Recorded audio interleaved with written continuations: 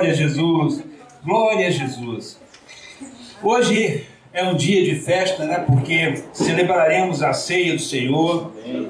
Estaremos aqui à frente da mesa. E é um dia memorável, porque quando celebramos a ceia, é um dia que o Senhor nos fala muito, muito profundamente. É um dia que nós lembramos de todo o sacrifício dele lá na cruz, no Calvário, por cada um de nós aqui. Amém? Ainda de pé, meus queridos, vamos abrir nossas Bíblias no Evangelho segundo Marcos. Marcos, no capítulo 4, a partir do verso 1.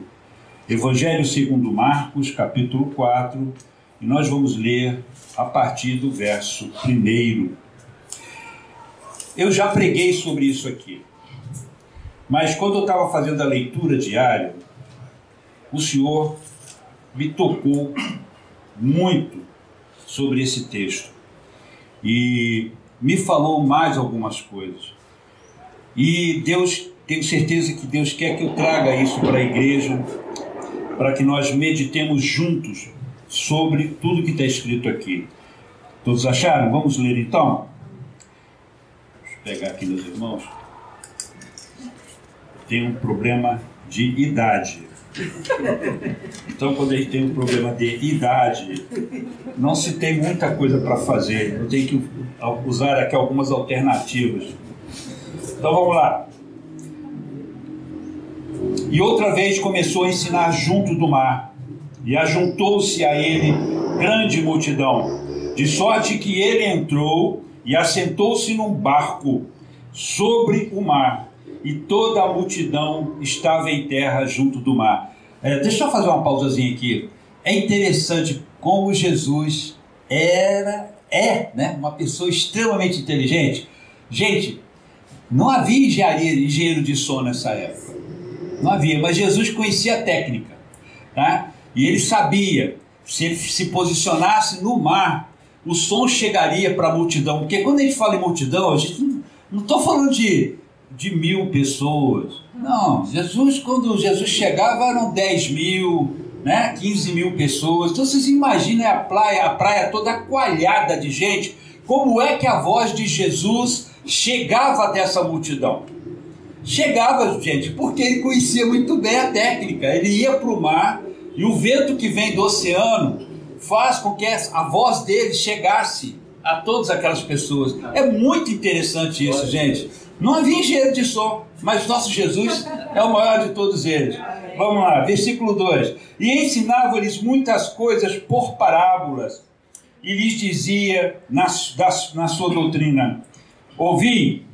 Agora vamos prestar atenção neste texto, por favor. Ouvi, eis que saiu o semeador a semear, e aconteceu que, semeando ele, uma parte da semente caiu junto do caminho, e vieram as aves do céu e a comeram.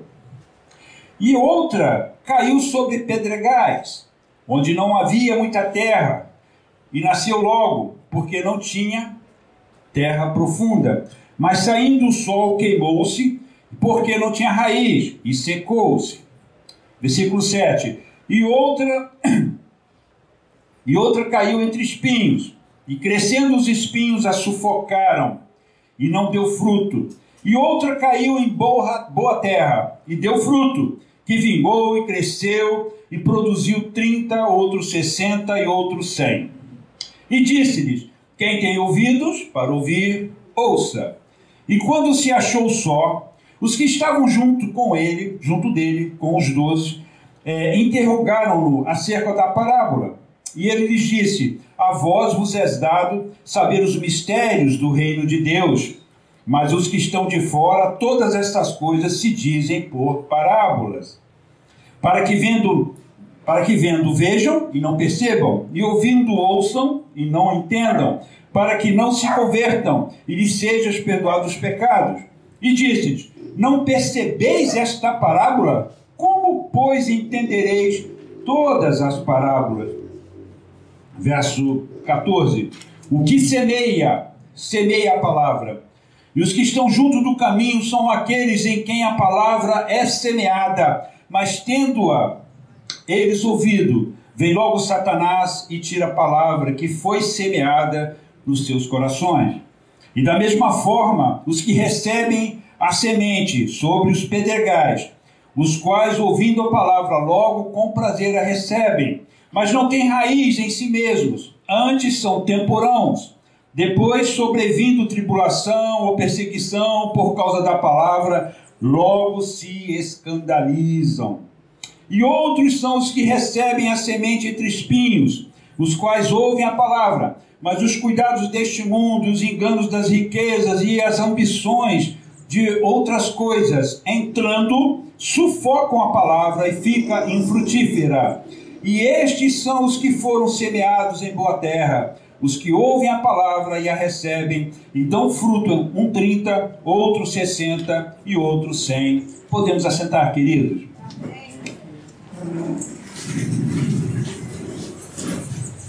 Amém. Como eu disse, nós já ouvimos muitas pregações sobre esse texto. Eu mesmo já preguei aqui sobre esse texto. Mas como eu disse, o Senhor quer nos falar um pouco mais, né? A palavra de Deus se renova. Então, irmãos, o pastor Alan, ele tem o costume de dizer, e eu acho interessante que quando ele fala isso, que o nome dessa parábola não devia ser a parábola do semeador, mas deveria ser a parábola do solo, né? Da terra. E eu achei interessante essa observação, porque é verdade. O texto, na realidade, faz uma referência só ao semeador e depois ele começa a falar da qualidade do solo e vai assim até o seu encerramento. E nessa abordagem eu quero mostrar as riquezas, mostrar que ninguém é resultado de situações fortuitas, e sim, todos nós somos frutos das nossas próprias escolhas e decisões. Então, irmãos, há um ditado aí fora que as pessoas são resultado do meio onde vivem. Mas eu não concordo com essa assertiva, não vejo amparo para esse tipo de coisa, porque nós temos outros resultados muito positivos, por sinal, de pessoas que vivem em meios insalubres, em meios muito ruins, né, a nível social. No entanto, se tornam pessoas prestativas, operantes na sociedade, pessoas de bem. Então, para que a regra que está sendo estabelecida aí fora funcione, esse funcionamento teria que ser de uma forma geral, e nós não percebemos isso na realidade. Só que a própria palavra de Deus também não corrobora isso. E é sobre isso que eu quero falar hoje. Tá? Que nós somos resultados das nossas escolhas. E aí eu vou pedir que os irmãos prestem muita atenção nisso. Vou ser breve, porque nós temos o compromisso da ceia do Senhor, mas é importante que os irmãos entendam o que o Senhor quer nos falar nesta manhã a esse respeito. Aqui em Marcos mesmo, no capítulo 4, nos versos 13 e 14, nós lemos o seguinte: ouvi, e eis que saiu o semeador a semear. O que semeia, aí já é outro verso, que é o verso 14, o que semeia a palavra. Então, o que nós entendemos aqui? Quando o texto se refere ao semeador, ele é muito sucinto e objetivo. O semeador saiu a semear, e o que ele semeia é a palavra. Ponto. Simples assim. Ou seja, esta palavra ela está franqueada a todas as pessoas. Não importa a classe social dessa pessoa, não importa, não interessa o meio em que ela vive, não importam as circunstâncias que a envolvem, esta palavra é para qualquer pessoa, né? Até tomando como exemplo um antigo gerente meu, ele dizia assim: você quer ver qual é o seu cliente? Anda com um espelhinho de bolso, tá? Se aproxima, se embaçar, é ele. É porque ele está vivo. Se ele está vivo, esse cara é teu cliente. E a mesma coisa no Evangelho. Não tem ninguém que não possa ser alcançado por ele. Não há um ser, não importa se vive numa caverna, se vive num palácio luxuoso, se vive na extremidade da terra, não importa, a palavra é franqueada a todas as pessoas deste mundo. Então, uma coisa que está estabelecida por Deus, que é colocada por Ele. Então, meus irmãos, essa palavra, ela tem que cumprir um objetivo. Então nós vemos o que? Lá em Isaías 55:11, assim será a minha palavra que sair da minha boca. Ela não voltará para mim vazia, antes fará o que me apraz, e prosperará naquilo para que a enviei. Isso está lá em 55:11 de Isaías. Mas que diz? A palavra está junto de ti, na tua boca e no teu coração. Esta é a palavra da fé que pregamos. Romanos 10:8. Está tudo isso corroborando o fato de que esta palavra é franqueada a todas as pessoas. Então, desta forma, podemos dizer, com certeza, que esta parábola do solo tem tudo a ver com o nosso tipo de atitude e reflete exatamente quais foram as nossas escolhas e que, por sua vez, influenciaram e ainda influenciam na qualidade da nossa vida. Então é importante a gente entender o seguinte: por esta palavra ser franqueada a todas as pessoas, por ela ser uma palavra que está próxima de qualquer indivíduo, pela maneira como Deus se expressa e se relaciona com o ser humano, por ser uma coisa tão óbvia, tão nítida, que se as pessoas recusam isso hoje, recusam porque escolheram recusar. O fato, meus irmãos, é que o problema não está do lado de Deus. Ele já abriu as portas, ele já escancarou, ele já se mostrou, ele se apresenta desde a fundação deste mundo, ele se apresenta para o homem. É ele que buscava o homem no jardim, é ele que falava com o homem, que trocava ideias com ele, ele que ensinava e ministrava. Então sempre, desde o início, tudo vem partindo da pessoa de Deus.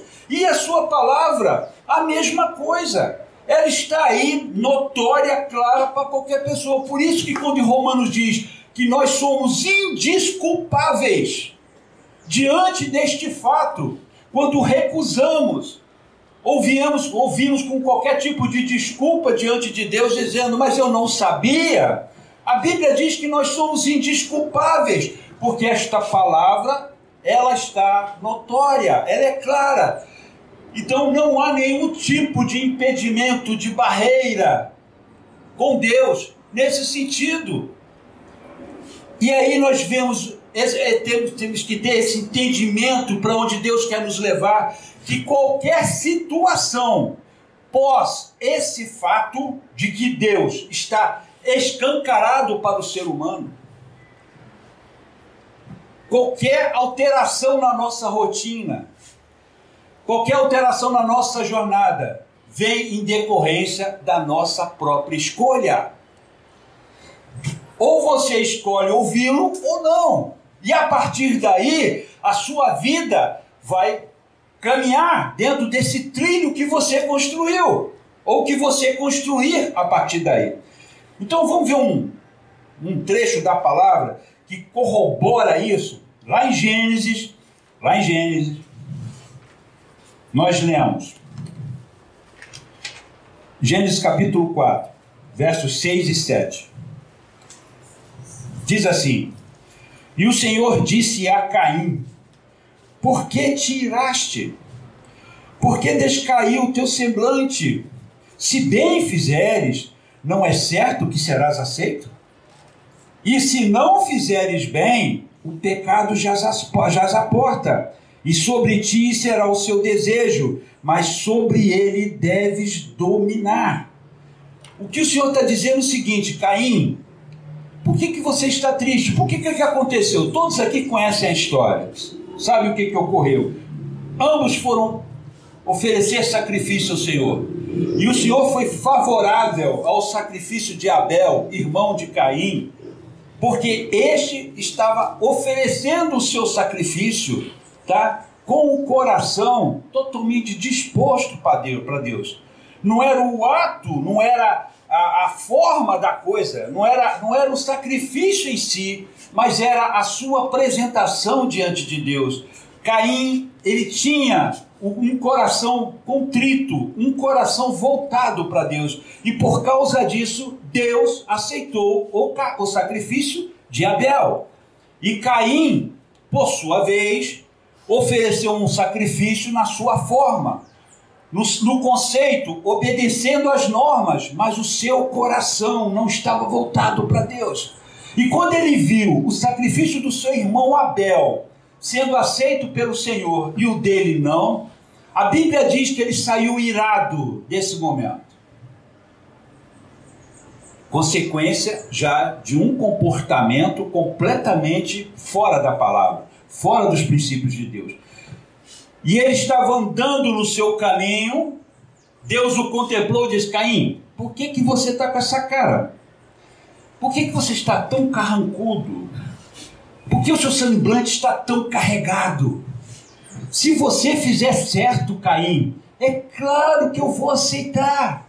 Mas se você fizer errado, é simples, o pecado jaz à porta. Então o que Deus estava falando para ele: Caim, toma cuidado com o teu comportamento, com a tua atitude. E é sobre isso que nós vamos falar agora. Toma cuidado com a atitude que você está adotando, com a postura que você está tomando para si. Porque se você não tomar cuidado, simplesmente eu quero te dizer, o pecado já está à porta, ele te assedia. E se você não tomar cuidado, você vai cair nele. Caim ouviu o conselho de Deus? Não ouviu. Ele matou o irmão dele. Matou o irmão dele.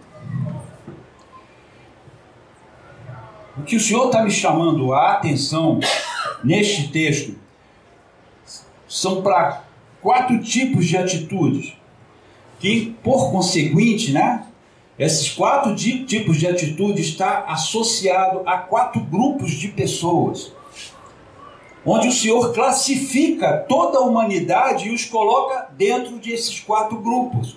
Cada um de nós aqui pertence a um desses grupos. Cabe a nós sondarmos os nossos corações com Deus e pedirmos misericórdia para Ele. Então vamos lá. A primeira atitude é o temporão. A primeira atitude é a da dispersão ou da distração. É muito interessante isso, queridos.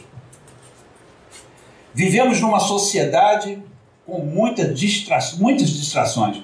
Na reunião de oração, agora de quinta-feira passada, estávamos conversando sobre isso. Este mundo está carregado de distrações, e eu não estou falando só de distrações dentro da mídia, não. O mundo nos envolve com tantas situações ao nosso redor, são tantos os problemas, as dificuldades e tantas outras coisas que nós acabamos nos prendendo a isso. E isso nos causa um mal muito grande. Então, nós lemos aqui no texto, em Mateus capítulo 4, verso 15, o seguinte: os que estão junto do caminho são aqueles em quem a palavra é semeada. Mas tendo a eles ouvido, vem logo Satanás e tira a palavra que foi semeada em seus corações. Para pensar nisso. O texto sagrado revela que os que estão na beira do caminho, Satanás vem e rouba a palavra que lhes foi dada. Agora a pergunta que fica: por que isso aconteceu, irmãos? Por que a palavra foi roubada? Por que a palavra foi tirada do coração destas pessoas que estavam à beira do caminho, dentro dessa parábola que Jesus contou? A resposta é simples. É porque eles estavam à beira do caminho. Se eles não tivessem ali, naquele local, naquele momento, naquele instante, esta palavra não teria sido tirada dos seus corações. Agora, o que isso significa para nós em termos práticos? Nós vamos ver um bom exemplo disso lá no verso 13 do mesmo capítulo. Prestem atenção à forma como Jesus fala com seus discípulos. Achei muito interessante isso, porque Jesus conta a parábola, tá? E logo a seguir ele aplica a primeira lição desta parábola. E qual é a primeira lição? E disse-lhes, lá no capítulo 4, verso 13, e disse-lhes: não percebestes essa parábola? Como, pois, entendereis todas as palavras? Vou ler novamente. E disse-lhes: não percebeis esta parábola? Como, pois, entendereis todas as parábolas? Então, essa palavra, traduzida como perceber, tá? Ela no grego é eido ou oida, eu já falei sobre isso aqui, que é perceber com a visão, perceber com os sentidos, estar atento, prestar atenção. Prestar atenção. Agora vamos para a segunda palavrinha. Olha só o que diz o texto. Ele fala de perceber, mas fala também de entender. E no grego, esta palavra vem do ginosko, que significa chegar a saber, vir a conhecer, obter conhecimento, de perceber, de sentir, de tornar-se conhecido. Então, meus irmãos, o que Jesus estava falando para os discípulos? Sabe por que vocês não entenderam? Sabe por que vocês não compreenderam? Porque vocês não prestaram atenção. Vocês não estavam atentos ao que eu falei. Eu estava ali falando, ensinando, mas vocês não conseguiram perceber o ensino contido nesta história que eu contei. E aí Jesus vai, e de uma forma mais didática ainda, ele explana sobre isso. Só que eu achei interessante é que Jesus usa a primeira lição, que é o da dispersão. Como nós somos dispersivos. E as pessoas que estão à beira do caminho são as pessoas que estão olhando para todas as coisas, menos para a direção certa, que é o Senhor Jesus. E aí, meus irmãos, podemos fazer uma lista monumental dos itens que nos distraem. E volto a repetir, não estou falando apenas das situações de mídia, nada disso, de internet. Eu vou um pouco mais além. Existem distrações que são colocadas na nossa vida, que tiram a nossa atenção daquilo que realmente é real, daquilo que realmente que é consistente, daquilo que realmente vai dar algum valor para nós. E Jesus estava falando exatamente isso aqui. A advertência de Jesus faz total sentido para nós, porque estamos inseridos em um mundo repleto de distrações. O que o Senhor Jesus nos ordena fazer é que precisamos ter uma postura séria, reverente e de total acuidade e disciplina diante dos seus ensinamentos, para que alcancemos os resultados que Ele projetou para nós. Vocês sabiam disso?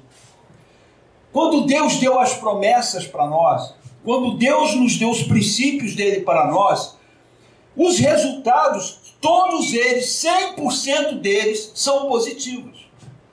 São abençoadores, são de mudança de vida. É como eu falei, não existe nada da parte de Deus que Ele precise fazer mais. Ele já fez tudo. Mas nós estamos caminhando na beira do caminho. Estamos nos distraindo com coisas que não deixam o tempo para que nós percebamos o que Ele tem nos falado. Das suas promessas, são mais de 8.000 contidas na palavra. Os seus inúmeros princípios para tudo na sua vida estão aqui.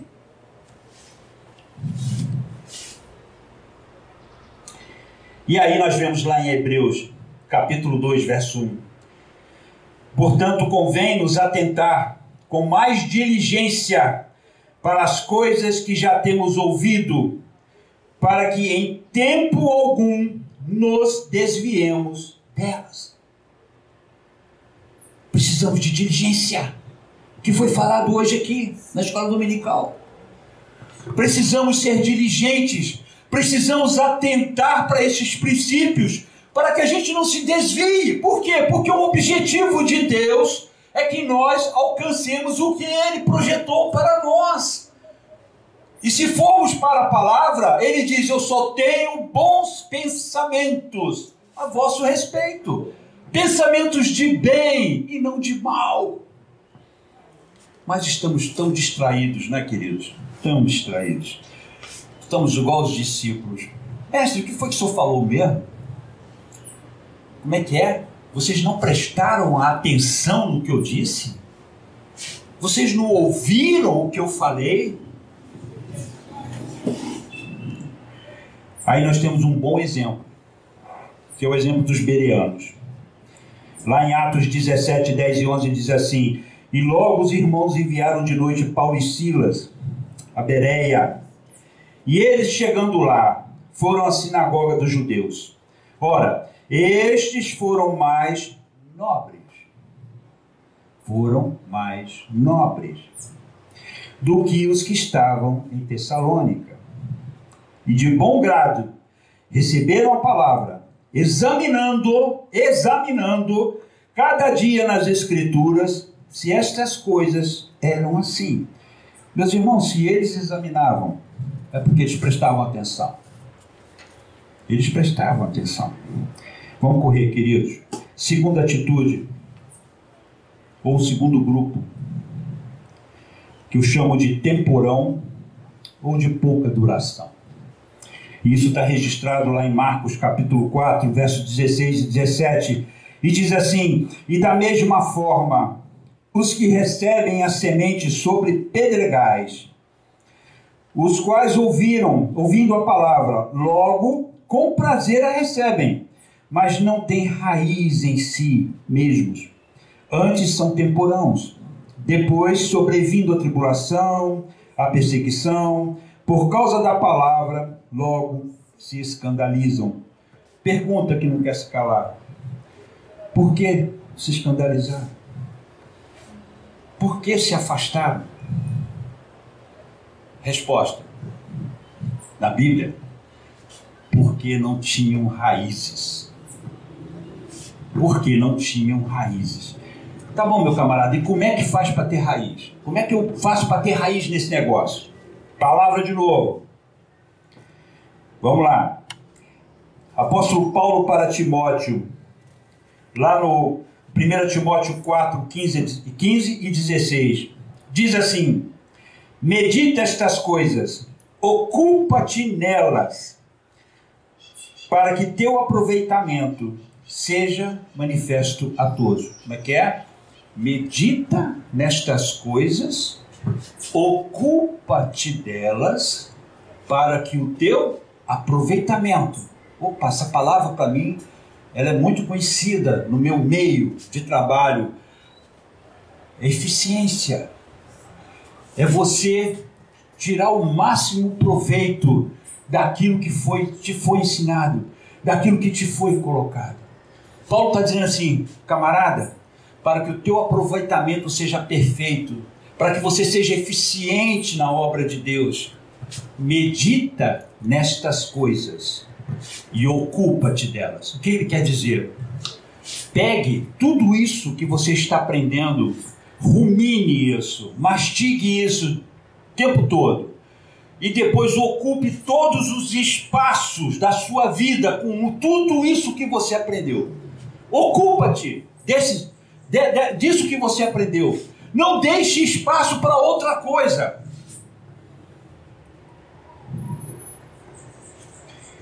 Este foi o conselho de Paulo. E nós vamos entender quando ele fala, quando ele diz para Timóteo: tem cuidado de ti, tome conta de si mesmo e da doutrina que você está incumbido de ensinar também. E aí ele vai mais longe e diz: porque fazendo isto, te salvarás, tanto a ti mesmo, como aos que te ouvem.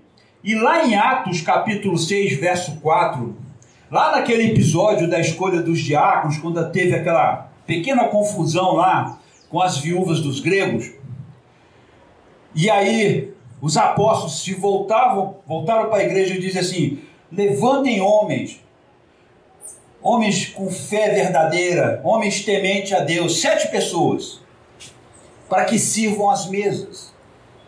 Porque nós, aí nós vamos lá, Atos 6,4, mas nós perseveraremos na oração e no ministério da palavra.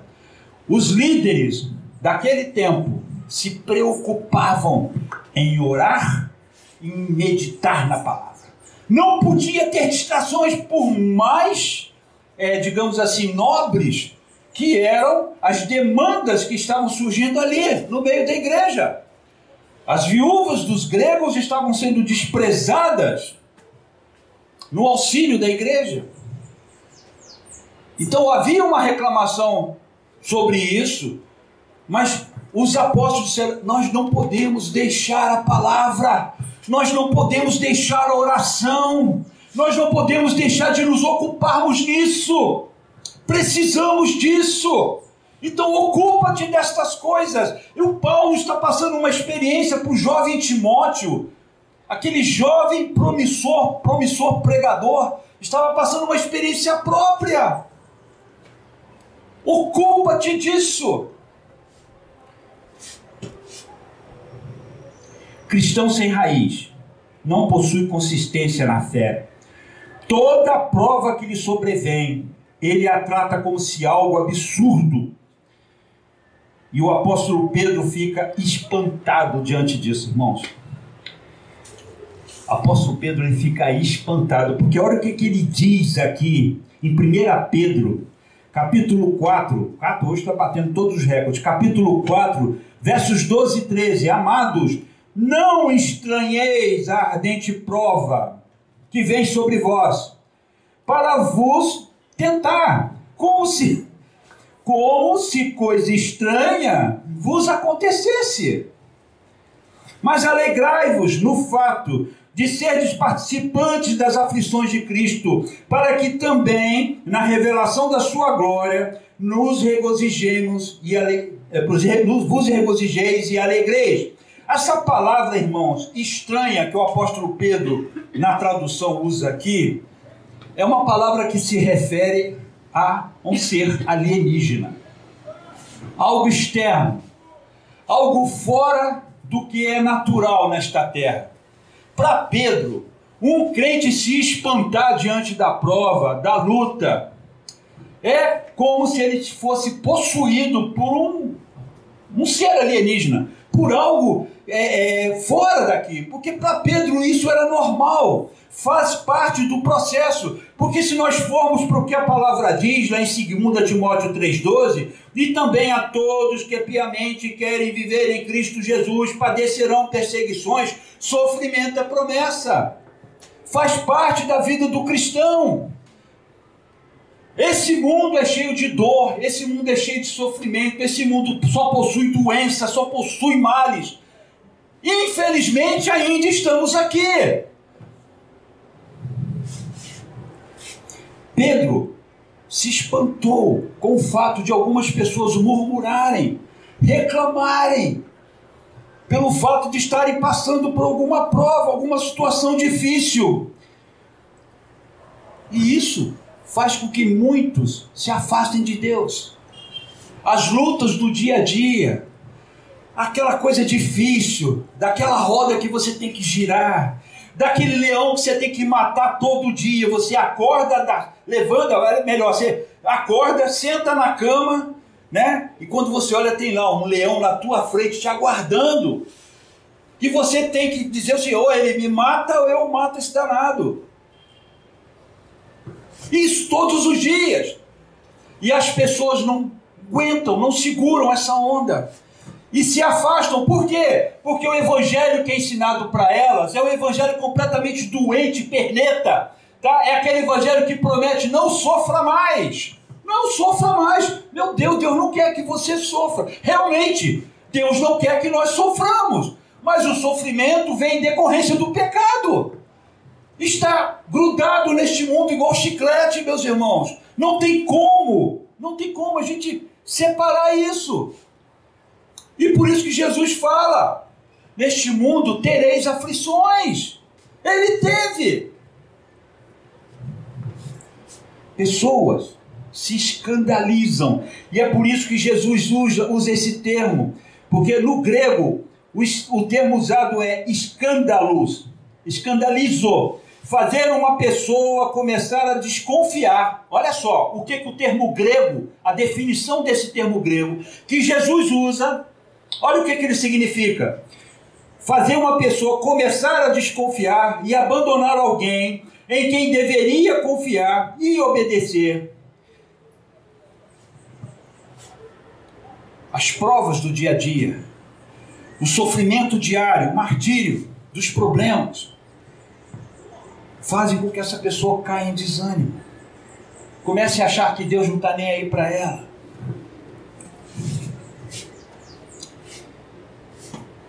Terceira atitude. A ambição das coisas deste mundo. Isso aqui, então. Olha o que Jesus fala. Lembrem-se, meus irmãos, saiu da boca de Jesus, tá? Esse texto saiu da boca do nosso próprio Senhor. E outros são os que recebem a semente entre espinhos, as quais ouvem a palavra, mas os cuidados deste mundo e os enganos das riquezas e as ambições e outras coisas, entrando, sufocam a palavra e ela fica infrutífera. A palavra continua lá, mas ela não produz efeito mais algum. É o remédio que você toma, mas ele não te faz efeito. Culpa do remédio? O remédio que é culpado? Não. Culpa do teu organismo, que não se movimenta mais, que não reage mais àquele medicamento que você está tomando. Então vamos avaliar isso direitinho? Essa palavra, eu vou para o grego novamente, que é importante a gente entender o que está lá.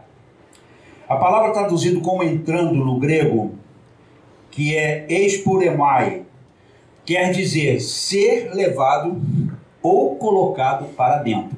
Prestem atenção nisso. A palavra que Jesus usa é o seguinte: vocês estão trazendo isso para dentro das suas vidas. Você, eu acabei de dizer no início da nossa meditação que nós somos produto ou consequências das nossas próprias escolhas. Deus não tem culpa de nada. Ele já franqueou a palavra, ele já deixou o livro aberto, já disse exatamente o pensamento dele a nosso respeito, já colocou tudo. Mas aí vem nós e traz para dentro de nós, e é isso que Jesus está falando aqui. A palavra no grego é isso, trazer para dentro. Mas tem outra coisa além.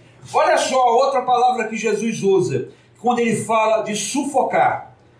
No grego é supiningo, que quer dizer apertar ou amontoar-se em volta, de modo a sufocá-lo. Já viram a erva daninha? Como é que ela faz? Ela suga a seiva. Tem algumas plantas que elas abraçam, elas vivem em função da outra planta sadia, e elas abraçam e apertam até sufocar e fazer com que essa planta morra. Jesus está usando exatamente essa linha de pensamento aqui no texto. Então o que Jesus está dizendo? Quando deliberadamente escolhemos, lembre-se disso, sempre escolha, nossa responsabilidade.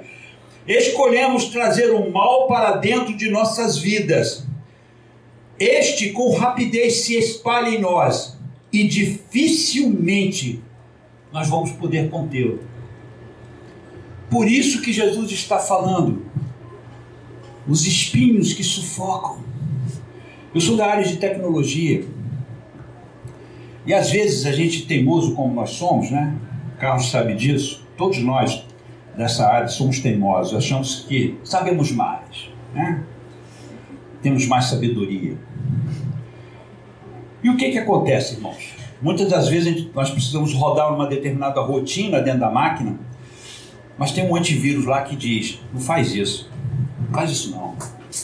Não rode essa rotina dentro da sua máquina, porque ela vai pervertê-la.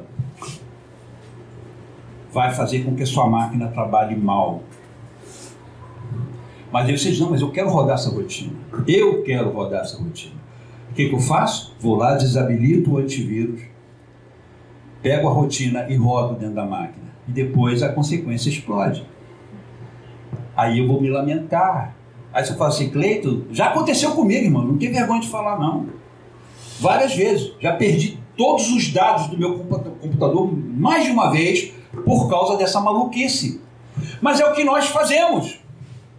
É o que nós fazemos com a nossa vida. E Jesus está dizendo aí que pare de trazer para dentro o mal que está lá fora e não deixe esse negócio se implantar dentro de você. Porque só vai acontecer, isso só vai chegar dentro de você se você pegar lá fora e trazer para dentro de si. Jesus está nos chamando para uma responsabilidade. Tomem cuidado com isso. E fazemos isso de forma deliberada, sabendo o que estamos fazendo. Ninguém está sendo enganado.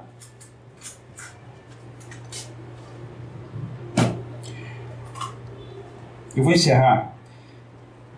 Falta só mais 2 pontos, mas deixa eu falar uma coisa aqui que é importante. Estava ouvindo um áudio esses dias para trás de uma senhora que estava reclamando que todo o dinheirinho que ela juntou durante a vida dela toda tinha sido roubado.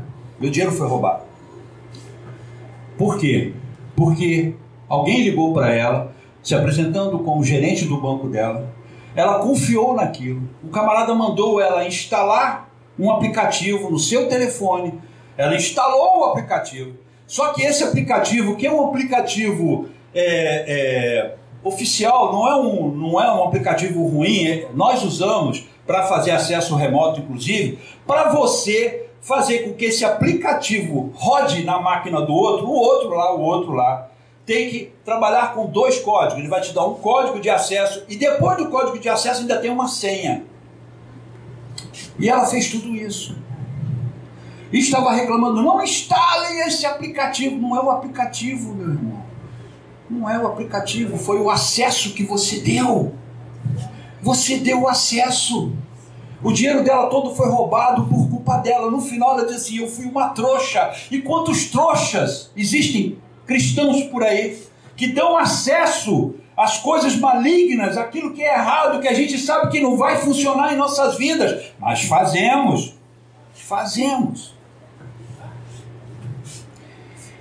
Quarta atitude, não posso me alongar muito, tinha mais alguma coisa para falar, mas a terceira atitude agora, que eu falei que é a ambição das coisas, e agora a quarta atitude última, a boa terra. E estes são, que está lá em Marcos capítulo 4, verso 20, e estes são os que foram semeados em boa terra, os que ouvem a palavra e a recebem, e dão fruto, um 30, outro 60 e outro 100. Finalmente, a boa terra. Ou seja, aqueles que estão prontos a obedecer, aqueles que estão prontos a fazer o que a palavra de Deus manda fazer, aqueles que cumprem os princípios estabelecidos aqui, a boa terra. E o que eu acho interessante é que Jesus fala de produção a 30, 60 e 100. Cada um de nós tem uma capacidade. Quando o Senhor nos fez, Ele nos dotou de uma capacidade, que são diferentes. Capacidade, a minha capacidade é diferente de qualquer uma de vocês. Vocês podem fazer, e fazem com certeza, muito mais coisas do que eu posso fazer. porque a minha capacidade não é de vocês. Mas por que o Senhor está falando de 30, 60 e 100? Dentro de cada um, com cada uma dessas capacidades, o que pode produzir 30, ele não produz 28, ele produz 30. Então ele produz 100% da sua capacidade. O de 60 não produz 58, ele produz 60, então ele produz 100% da sua capacidade. O que o Senhor está mostrando é quando nós nos desprendemos para Ele, é quando nos voltamos para Deus, quando nos apresentamos para Ele de toda a nossa alma, de todo o nosso entendimento, quando nós nos ocupamos, como Paulo diz para Timóteo, ocupa-te destas coisas. Encha o seu ser de tudo isso. Esvazie-se das coisas deste mundo. Não traga coisas ruins lá de fora para dentro de você.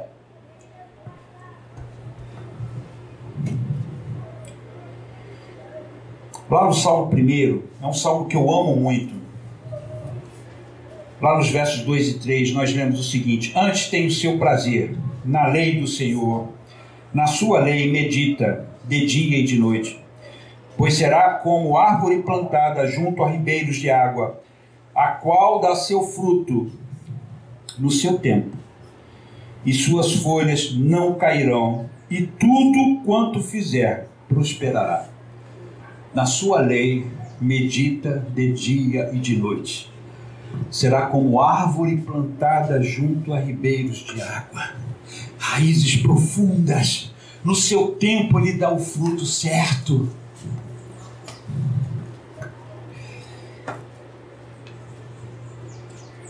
Dentro da sua capacidade, estes escolheram ser 100%, darem tudo de si, não fazerem meia sola, né? Meia boca, meia bomba, como o irmão Reginaldo falou aqui hoje. Irmãos, se nós vamos para Deus querendo dar para Ele um pouquinho de nós, meu irmão, não faça isso, não vá até Ele, fique onde você está, porque com Deus ou é tudo ou é nada, ou é 100%, meu querido, ou não é nada. Deus não aceita sobra, as primícias têm que ser dele. Lembram-se do sacrifício lá no passado? A gordura o sacerdote não podia tocar nela, não podia comer. E é a parte mais nobre da carne. A picanha é de Deus, irmãos. Entendam isso. E nós nos atrevemos a fazer o que foi ensinado aqui hoje. Entrar numa competência que não é nossa. A fazer coisas que desagradam a Deus. E para encerrar, pulei aqui um monte de coisa. Para encerrar, lá em Daniel, capítulo 3, versos 16 a 18, diz assim, olhem que exemplo, irmãos. Eu quando leio esse texto, eu me impressiono. Responderam Sadraque, Mesaque e Abidnego, e disseram ao rei Nabucodonosor, não necessitamos de te responder sobre este negócio. Porque o rei chegou para eles, ó, está aqui a orquestra, minha orquestra contratada, aí ó, um mar de gente, olha lá a estátua de ouro, enorme, ninguém nunca construiu um monumento como esse. Vocês só têm que se dobrar. Na hora que a orquestra tocar, vocês, opa. Aí eles chegam para Nabucodonosor, ó, não temos o que te responder sobre esse negócio. Ou seja, não vamos esticar uma conversa que não vai chegar a lugar nenhum. Nós já temos a nossa convicção. E qual é essa convicção? Eis que o nosso Deus, a quem nós servimos, é que nos pode nos livrar.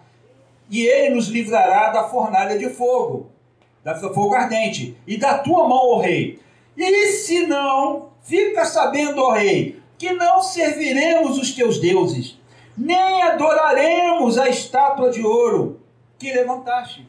Tudo que foi falado aqui nesta manhã, esses três cumpriram. Nós falamos sobre não se distrair, sobre não deixar de ter o teu foco, não perder o teu foco. Eles não perderam. Vocês imaginem a grandiosidade desse evento. Nós estamos falando de uma orquestra escolhida a dedo. Nós estamos falando de uma estátua monumental, não é um negocinho pequenininho, não. Era gigantesco. Estavam queimando por dentro. Nós estamos falando da pompa do imperador, do rei da terra, da época. Você tenta imaginar, nenhum evento desses que nós estamos acostumados a ver passa nem perto disso. Eles não se distraíram com isso. Na primeira vez, quando a orquestra tocou, os três se destacaram no meio da multidão porque ficaram de pé. Não se distraíram. E qual é a outra coisa? Eles também tinham raízes, pois criam na palavra de Deus e a praticavam. Olha o que eles dizem. Nós cremos num Deus que vai nos livrar, não somente dessa fornalha, como das tuas mãos. Mas se ele não fizer isso, quero que você saiba de uma coisa. Estou convicto da minha fé. Que se lasque o que você está falando.